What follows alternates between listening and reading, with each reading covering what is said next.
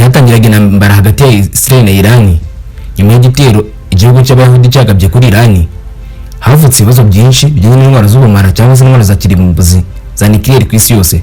Umwuka mubi uri hagati y'ibihugu byombi uteye impungenge ku isi yose, nubwo perezida wa Leta Zunze Ubumwe za Amerika Donald Trump yavuze ko habaye amasezerano yo guhagarika intambara hagati y'ibyo bihugu byombi mu myaka ishize.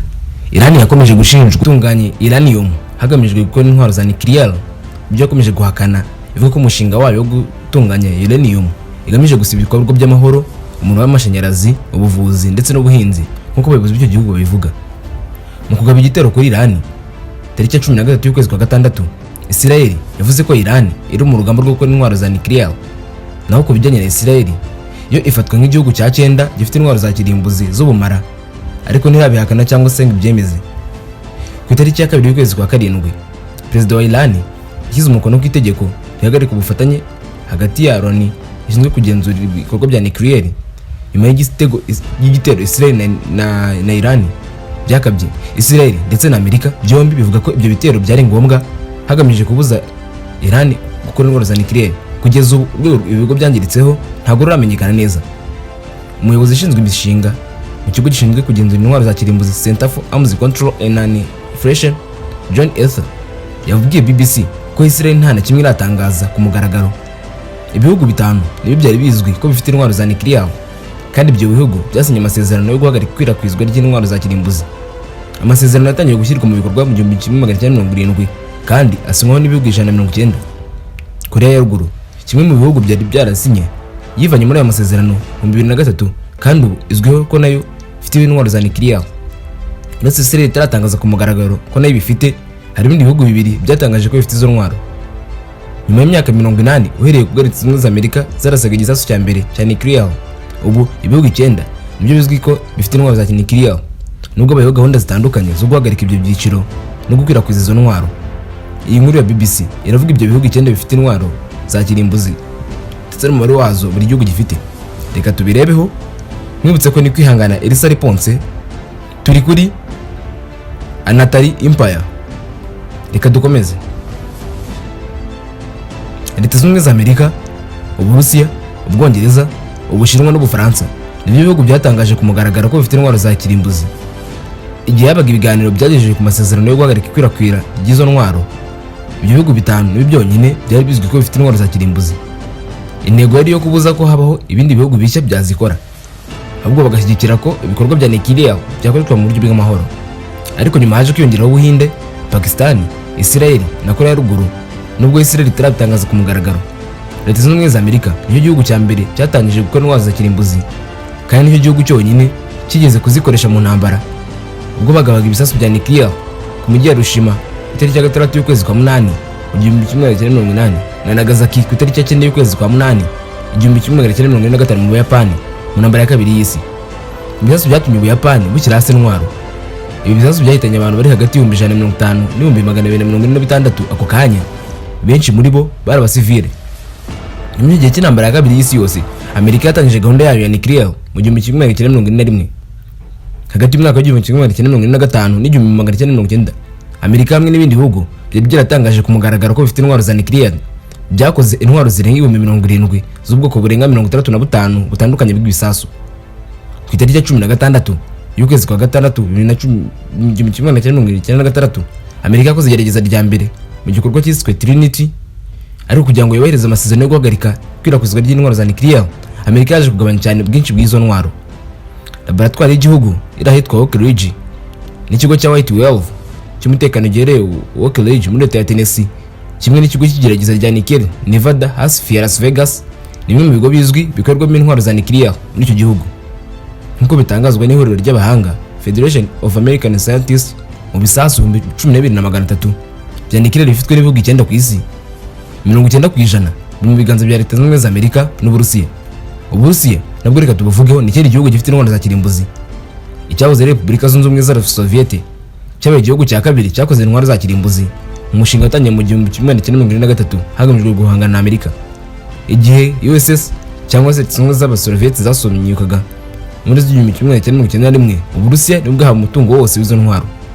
Mu 2010 byari bifite ibisasu 2600 iryo huriro ry'abahanga twari tuvuzeho mu kanya ryitwa Federation of American Scientists cyangwa se FAS ivuga ko ibingi byatumaga Uburusiya buhinduka igihugu gitunze intwaro za nuclear nyinshi ku isi. Nk'uko imibare ya FAS bigaragaza, Uburusiya nibwo bufite byinshi kurusha ibindi bihugu byose.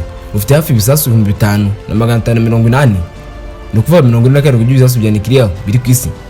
Amakuru afitiye gihamya yemeza ko 1710 muri ibyo bisasu biba byiteguye gukoreshwa ako kanya igihe cyari cyo cyose, mu gihe Amerika ifite ibisasu 1370 nabyo bihora byiteguye ko byo byakoreshwa igihe cyari cyo cyose. Bityo ibihugu byombi bifite ubushobozi bwo gusenya na burundu. Batunze ibisasu byinshi cyane kurusha ibindi bihugu 7 bifite intwaro za nuclear. Nubwo nta gihamya ifatika yerekana ko Uburusiya burimo kongera cyane ububiko bwabwo, iryo huriro ry'abahanga navugaga mu kanya ryitwa FAS ribara ko Uburusiya bushobora gutangira kongera ububiko bwabyo bw'intwaro za kirimbuzi mu myaka iri imbere. Ikindi gihugu n'Ubwongereza ni kimwe mu bihugu 5 byamenyekanye mbere ko bifite intwaro za kirimbuzi. Izi ntwaro zibitse mu burengerazuba bwa Ecosse mu kigo cy'ingabo zirwana mu mazi cyitwa Clyde, ndetse no mu kindi kigo cya gisirikare cya Faslane mu majyaruguru y'Ubwongereza. Ibi bisasu bibikwa kandi bigacungwa ku bubiko bw'ingabo zirwana mu mazi bwitwa Coalport. Nubwo uyu mushinga wa nuclear ugenzurwa n'Ubwongereza bwabwo, ariko bakorana bya hafi na Leta Zunze Ubumwe za Amerika nk'uko FAS bivuga. FAS yongeraho ko Ubwongereza bufite ibisasu 425 bya nuclear nk'uko imibare yo mu 2023 bigaragaza. Umuryango mpuzamahanga wita ku guca intwaro za kirimbuzi ICAN ufite icyicaro mu Busuwisi wanahawe igihembo cy'amahoro cyitiriwe Nobel mu 2017 uvuga ko Ubufaransa ufite ibisasu 490 bya nuclear. Izi ntwaro nizo gukumira kugira ngo igihugu cyabo kibashe kugira ububasha bwa politiki mpuzamahanga budashingiye kuri Amerika gusa. Izi ntwaro za kirimbuzi z'Ubufaransa zibizwa mu bwato bwa nuclear bafite ibisasu biri mu mazi ndetse mu bihugu by'ingabo zo mu kirere. Mu 1960 Ubufaransa bwabaye igihugu cya kane cyakoze igisasu cya nuclear mu gihe izina rya J-Boaz Libri. Ikindi gihugu n'Ubushinwa. Ubushinwa ntabwo busanzwe bushyira ku mugaragaro gahunda yabwo ya nuclear nk'ubwo amagambo atagenda bivuga cyane. Biragoye kumenya neza intwaro za nuclear Ubushinwa bufite. Gusa ikigo Stockholm mu 2020 Ubushinwa bwari bufite ibisasu 350 bya nuclear, butuma buza ku mwanya wa 3 mu bihugu bifite intwaro za kirimbuzi nyinshi. Hiyongeraho kandi ibindi bihugu 3 bifite intwaro za kirimbuzi: Ubuhinde, Pakistan na Korea ya Ruguru.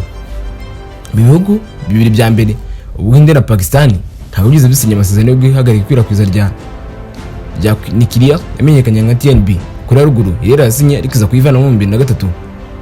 Nk'uko imibare ya Stockholm International Peace Research Security yo mu 2024 ibigaragaza, Ubuhinde bufite ibisasu 172 bya nuclear.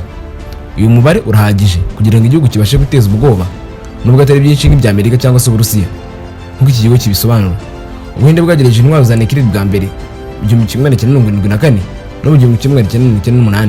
Bufite kandi ibisasu bya misile byaswa kure bishobora gutwara ibisasu bya nuclear Agni V bishobora kugera mu ntera hagati y'ibirometero 5500 n'ibihumbi 5800 nk'uko Fondation pour les Sciences Statistiques FRS ibivuga.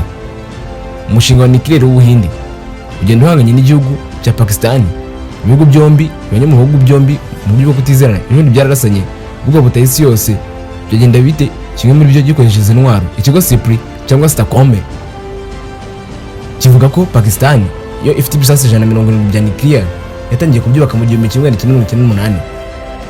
Ko bimeze ku Buhinde, Pakistan nayo ntigeze isinya amasezerano ya TNP, izwi nk'igihugu gikomeye gifite intwaro za kirimbuzi. Korea ya Ruguru yo ivuga ko ifite intwaro za kirimbuzi kugira ngo yirinde iterabwoba rituruka hanze, cyane cyane ku ngabo za ruguru za Amerika ziri muri Korea y'Epfo. Iki gihugu gifite intwaro za nuclear zibarirwa hagati ya 20 na 30 nk'uko amashami y'inzobere zigenzura intwaro za nuclear abitangaza. Kimaze gukora igerageza ryinshi ari rya nyuma ryo mu 2017. Igihugu kitagira icyo gitangaza ku mugaragaro kubera intwaro za nuclear ni Israel. Iki gihugu cya cyenda gifatwa nk'igifite intwaro za nuclear cyangwa intwaro za kirimbuzi, ariko kitigeze gihakana rimwe cyangwa kimere ku mugaragaro ko gifite izo ntwaro. Bivuga ko Israel ifite ibisasu 90 bya nuclear nk'uko bitangazwa n'umuryango ICAN n'andi mashyirahamwe arimo na Federation of American Scientists yemera ibyo bivuga. ICAN igira iti kubera ko Israel ishaka kwemera cyaguhakana ko ifite izo ntwaro byinshi n'ibizwi neza ku bubiko bwayo, ariko inzobere zivuga ko ishobora kurasa intwaro za nuclear ikoresheje misile, amato y'intambara ajya munsi y'amazi ndetse n'intambara z'indege. Muri bihugu 9 bifite intwaro za nuclear, Israel iza mu mwanya wa 2 mu bifite nkeya nyuma ya Korea ya Ruguru. Nk'uko bivugwa n'abahanga babiri ku mugambi wa Israel na nuclear, William Ball na Korea ku kinyamakuru Foreign Policy, abayobozi ba Israel bafata gahunda yabo ya Israel gahunda yabo ya nuclear nk'ibikorwa byo kubaza guhagarika umuterwa ku gihugu cyabo. Never again, jamais ça, cyatangijwe mu rwego rwo kwibuka jenoside yakorewe abayahudi. Bongera ko uburyo bwo gukora ibintu mu ibanga, umwete n'ubwirinzi bikomeye ari byaranze gahunda ya nuclear ya Israel. Bavuga ko kandi amagambo amwe y'abategetsi ba Israel yakunze gufatwa nk'ibimenyetso bishura ko igihugu gifite intwaro za nuclear, bityo ibihugu byose bihuriyeho nuko bivuga ko izi ntwaro ari uburyo bwo kwirinda ibibazo cyangwa se ibitero bishobora kuva hanze. Bityo intwaro za nuclear zabaye uburyo bwo gukumira cyangwa se gukanga ibindi bihugu byagerageza gushaka guteza umutekano muke. Imiryango mpuzamahanga ishinzwe kugenzura intwaro za nuclear ku isi, cyane cyane FASI, ICAN n'indi, ivuga ko kuva igihe cy'intambara y'ubutita gitangiye habaye igabanuka rigaragara ry'izi ntwaro mu gihe icyo gihe zigeze ku rwego rw'ibihumbi 70. Ariko iyo miryango ufite impungenge z'uko habaye kudohoka mu bikorwa byo kugabanya izi ntwaro, ikanaburira ko bishobora kongera kwiyongera mu myaka 10 iri imbere. Mu gihe ibihugu bimwe na bimwe bigabanya ububiko bwazo bw'izi ntwaro birimo kubwongera, Israel, Uburundi na Pakistan basabwa kwinjira mu masezerano yo guhagarika kwirakwizwa ry'intwaro za nuclear, ariko basabwa kubikora nk'ibihugu bitagira intwaro za kirimbuzi. Ibi bisobanura ko bagombye gusenya intwaro zabo bafite kandi bagashyira ibikoresho byakoreshwaga mu kuzikora mu maboko y'umuryango mpuzamahanga nk'uko Afurika y'Epfo yabikoze bwongererwa muri amasezerano mu 1991. Inzobere zivuga ko Israel kubera ko izengurutswe n'ibihugu bishobora kuyiteza umutekano muke, kwinjira mu masezerano ya TNP byafatwa nko gutakaza ubushobozi bwo gukumira ibitero yifashishije ibitero ku bifite intwaro za kirimbuzi. Mwibutse gukora subscribe, share, like na comment. Twari turi kuri Anatari Empire. Ni kwihangana Elisa Response. Mugire ibihe byiza.